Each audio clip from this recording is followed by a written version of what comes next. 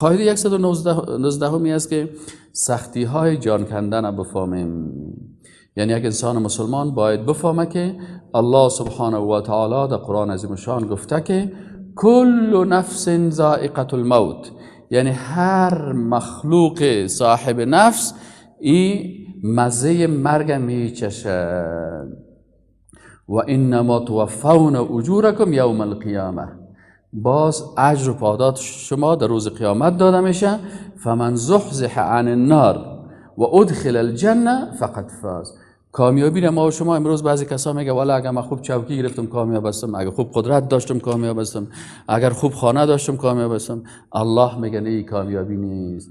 اصل کامیابی ای است که فمن زحزح عن النار، کسایی که از آتش دوزخ نجات یافتن، و ادخل الجنه و در جنت داخل شدن، فقط فاز، یقینا که این فوز و کامیابی حاصل کرد. این آیت 185 سوره آل عمران است.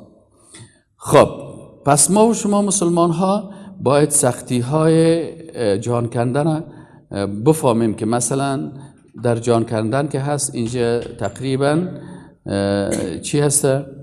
در جان کندن سختی های در سکرات الموت هست که در احادیث در این باره زیاد ذکر شده که شما کتاب های چیز اگر بخونین که باز وقتی که یک انسان کافر میمره، ملائکه های بسیار تندخوی و رنگای بسیار شدید داره، اینا پیش همون چیزش حاضر میشن و ایره چی میکنن و ایره روح ازیره میگه روح ازی به شکل میشه مثل که یک درخت در یک درخت ریشه دار با شاخهای زیاد در پشم تر بند مانده باشه. شما کدام وقتی اگر پشم گرفته باشین یا پختره که تر کنین، در بین اینجا که اگان چوب و ترا باشه که کش کنی به بسیار سختی. پس عذاب قبر با اینمی شکل و به می حالت چی میشه؟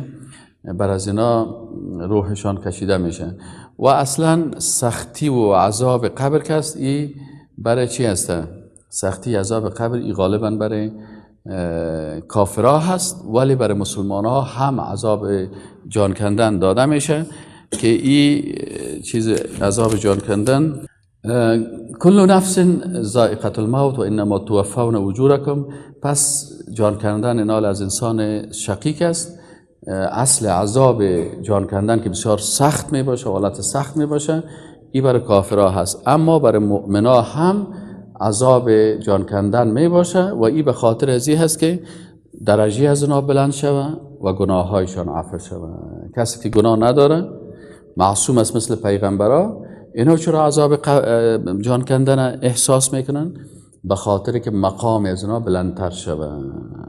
ام المؤمنین عایشه صدیقه رضی الله عنها میگه که رسول الله صلی الله علیه و سلم در وقت جان کندن حالتی داشتن که یک جام از آب گذاشته بود، آب سرده، و ایره در سر خود تر کرده میرفت و عرقایش سر میکرد و میگفت ان للموت سکرات، مرگ سکرات داره. و برای انسان ها دیگه مسلمان های گناهکار که عذاب جان کندن می باشه برای چی هست؟ به خاطر از اینکه گناه های از اینا چی شوه؟ بخشیده شوه.